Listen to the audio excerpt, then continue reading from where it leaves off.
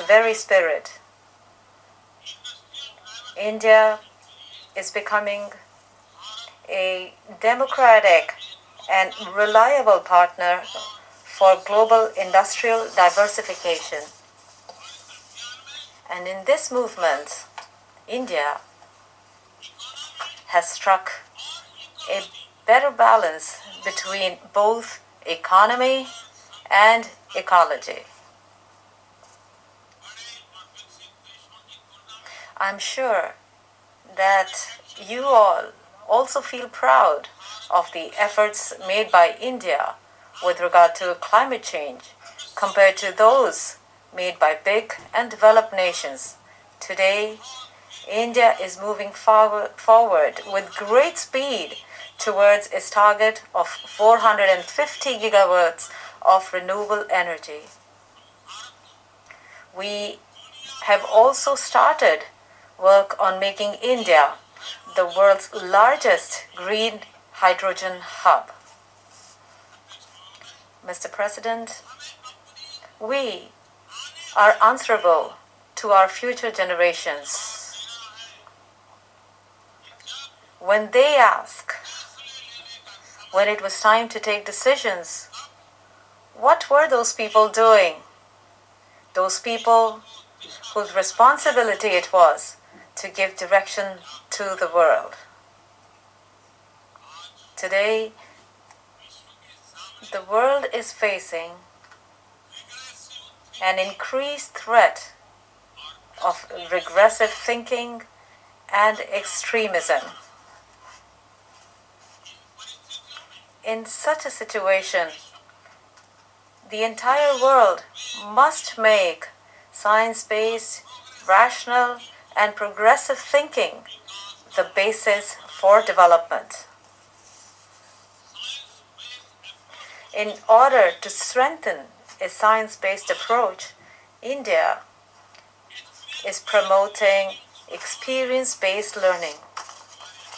In India, in schools, thousands of Atal Tinkering Labs have been set up. We have also set up incubators, and a strong startup ecosystem has been developed. On the occasion of the 75th year of its independence, when we are celebrating the Azadi Ka Amrit Festival, India is going to launch 75 satellites into space that are being made by Indian students in schools and colleges. Mr. President, on the other hand, countries with regressive thinking that are using terrorism as a political tool, these countries must understand that terrorism is an equally big threat for them also. It is absolutely essential to ensure that Afghanistan's territory is not used to spread terrorism and for terrorist attacks. We also need to be alert and ensure that no country tries to take advantage of the delicate situation there and use it as a tool for its own selfish interests. At this time, the people of Afghanistan, the women and children of Afghanistan, the minorities of Afghanistan need help. And we must fulfill our duty by providing them with this help. Mr. President, our oceans are also our shared heritage, and that is why we must keep in mind that we must only use ocean resources and not abuse them. Further, our oceans are also the lifeline of international trade. We must protect them from the race for expansion and exclusion.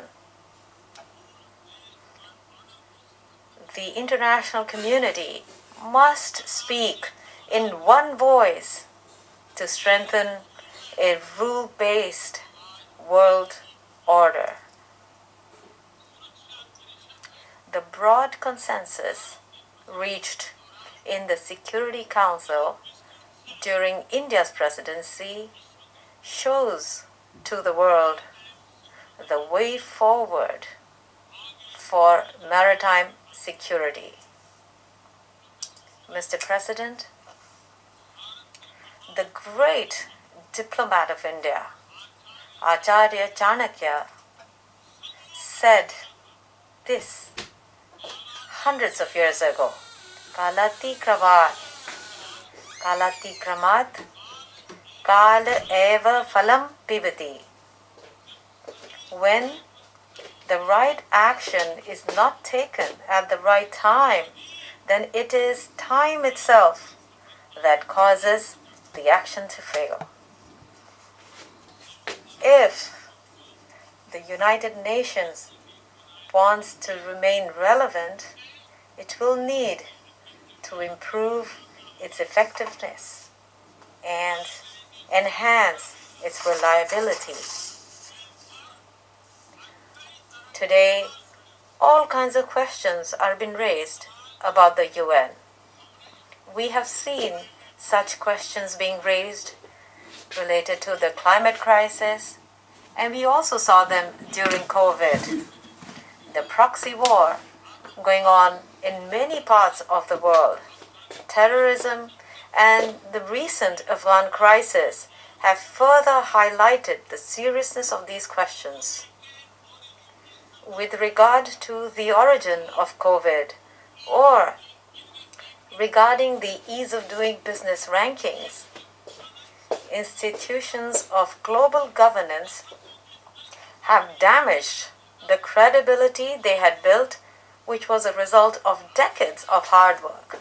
It is essential that we constantly strengthen the UN in order to safeguard global order, global laws, and global values.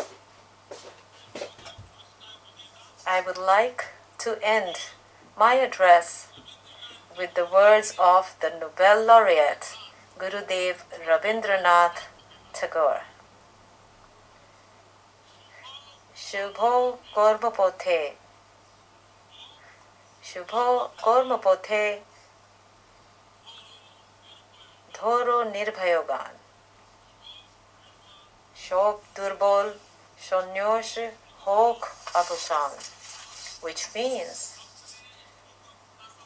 boldly proceed on your path of good deeds. May you overcome all weaknesses and doubts. In the context of the current times, this message is as relevant to every responsible nation as it is to the United Nations. I'm confident that our efforts will enhance peace and harmony in the world and will make the world healthy, safe, and prosperous. With these good wishes, I thank you all. Namaskar.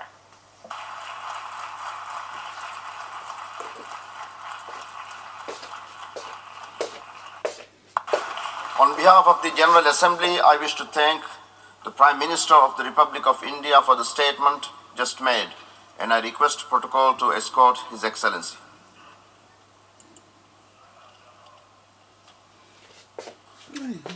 I now give the floor to the distinguished representative of St. Lucia to introduce an address by the head of government.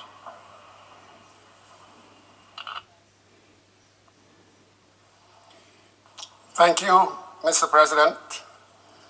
Excellencies, I have the distinct honor and privilege to introduce the pre-recorded statement by His Excellency, the Honorable Philip J. Pierre, Prime Minister and Minister for Finance, Economic Development, and the Youth Economy of St. Lucia.